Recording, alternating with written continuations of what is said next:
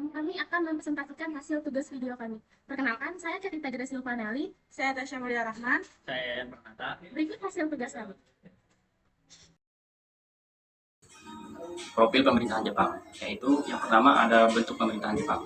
Jepang memiliki bentuk pemerintahan yaitu monarki konstitusional, yang dimana kepala negaranya adalah kaisar.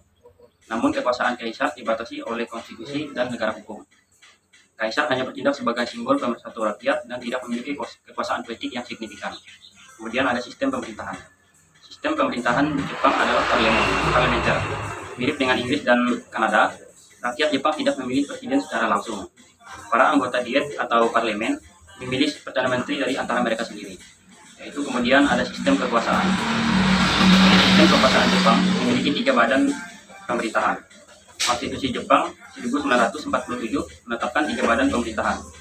Legislatif yaitu diet, eksekutif yaitu kabinet, dan yudikatif yaitu pengadilan. Diet adalah badan tertinggi kekuasaan negara yang terdiri dari majelis rendah dan majelis tinggi. Kekuasaan yudikatif terletak di tangan Mahkamah Agung dan pengadilan-pengadilan yang lebih rendah. Kemudian ada kelembagaan pemerintahan. Diet yaitu yang pertama yaitu diet. Diet adalah lembaga legislatif utama Jepang. Anggotanya dipilih langsung oleh rakyat. Diet memiliki kekuasaan yang membuat undang-undang dan mengawasi kabinet. Kabinet yaitu kabinet dipimpin oleh Perdana Menteri dan bertanggung jawab terhadap diet. Perdana Menteri ditunjuk oleh parlemen dan dinobatkan oleh kaisar. Kabinet menjalankan kekuasaan eksekutif dan mengambil keputusan penting dalam pemerintahan. Kemudian ada Mahkamah Agung. Mahkamah Agung adalah lembaga yudikatif tertinggi Jepang yang terdiri dari Ketua Mahkamah Agung dan 14 hakim lainnya. Mahkamah Agung bertanggung jawab untuk menjalankan hukum dan mengadili kasus-kasus publik. Profil negara Korea Selatan. Bentuk negaranya adalah kesatuan. Seluruh wilayah negara berada di bawah satu pemerintahan pusat. Tidak ada pembagian kekuasaan yang setara antara pemerintah pusat dan daerah seperti pada negara federal. Sistem pemerintahannya presidensial. Kepala negara atau presiden dipilih secara langsung oleh rakyat melalui pemilu. Presiden memiliki masa jabatan yang tetap dan tidak bertanggung jawab kepada parlemen. Presiden memiliki kekuasaan yang cukup besar dalam menjalankan pemerintahan. Sistem ini cenderung lebih stabil karena tidak mudah terjadi pergantian pemerintahan. Bentuk pemerintahannya adalah republik.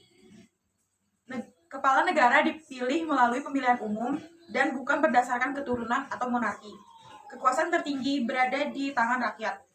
Rakyat memiliki hak untuk memilih pemimpin mereka dan ikut serta dalam proses politik.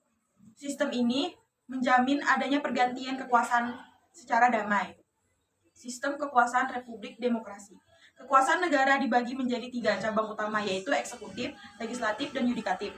Masing-masing cabang memiliki fungsi dan wewenang yang berbeda untuk menjaga keseimbangan kekuasaan. Eksekutif dipimpin oleh presiden bertanggung jawab atas pelaksanaan kebijakan negara. Legislatif dipegang oleh parlemen, bertugas membuat undang-undang. Yudikatif dipegang oleh Mahkamah Agung, bertugas mengadili perkara dan menafsirkan undang-undang. Profil sistem pemerintahan Indonesia. Indonesia adalah sebuah negara kesatuan dengan sistem pemerintahan presidensial dan bentuk negara republik. Artinya, kesatuan, seluruh wilayah Indonesia berada di bawah satu pemerintahan pusat. Tidak ada pembagian kekuasaan yang setara dengan presiden di daerah-daerah di Indonesia. Presidensial, kepala negara, presiden, dipilih langsung oleh rakyat dan memiliki masa jabatan tetap. Presiden tidak bertanggung jawab kepada parlemen, melainkan kepada rakyat.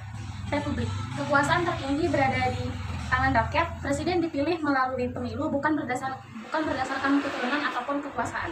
Untuk menjaga keseimbangan kekuasaan, negara Indonesia menerapkan sistem pemisahan kekuasaan melalui 3, yaitu legislatif, eksekutif, dan yudikatif. Legislatif adalah membuat undang-undang, mencakup MPR dan DPR. Eksekutif yang melaksanakan undang-undang adalah presiden dan jajarannya. Yudikatif mengadili perkara dan menafsirkan undang-undang Mahkamah Agung. Analisis pengaruh faktor-faktor demografis, geografis, dan budaya terhadap pemerintahan di Jepang, Korea, dan Indonesia. Faktor geografis. Pertama, Jepang. Jepang memiliki populasi yang menua dengan tingkat kelahiran yang rendah yang menyebabkan kekurangan tenaga kerja. Hal ini mempengaruhi kebijakan pemerintah dalam hal imigrasi, di mana Jepang mulai membuka diri terhadap tenaga kerja asing untuk mengatasi kekurangan ini. Selain itu, pemerintah juga berinvestasi dalam teknologi otomatisasi untuk mengurangi ketergantungan pada tenaga kerja manusia. Kedua, Korea Selatan. Meskipun Korea Selatan memiliki populasi yang lebih muda, angka kelahiran menurun memicu kekhawatiran tentang masa depan tenaga kerja di Korea Selatan. Pemerintah berfokus pada kebijakan yang mendukung keluarga, seperti cuti melahirkan dan subsidi anak. Untuk mendorong peningkatan angka kelahiran, selain itu ada penekanan pada pendidikan dan pelatihan yang mempersiapkan tenaga kerja yang kompetitif di pasar global. Terakhir, Indonesia.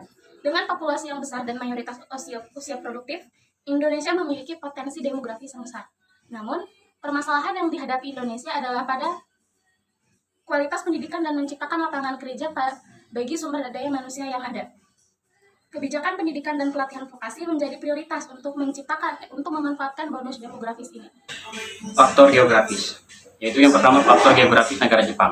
Jepang sebagai negara kepulauan dengan banyak gunung berapi menghadapi risiko bencana alam yang tinggi. Pemerintah harus mengembangkan kebijakan mitigasi bencana yang efektif dan struktur yang tahan gempa. Ini juga mempengaruhi perencanaan kota dan pengembangan wilayah dengan fokus pada keamanan dan keberlanjutan. Kemudian ada faktor geografis negara Korea Selatan. Terletak di semenanjung dengan banyak pegunungan, Korea Selatan memiliki keterbatasan lahan untuk pertanian dan pembangunan. Ini mempengaruhi kebijakan pemerintah dalam pengelolaan sumber daya dan pengembangan industri, mendorong inovasi dalam teknologi, pertanian, dan pengelolaan sumber daya. Kemudian ada faktor geografi negara Indonesia.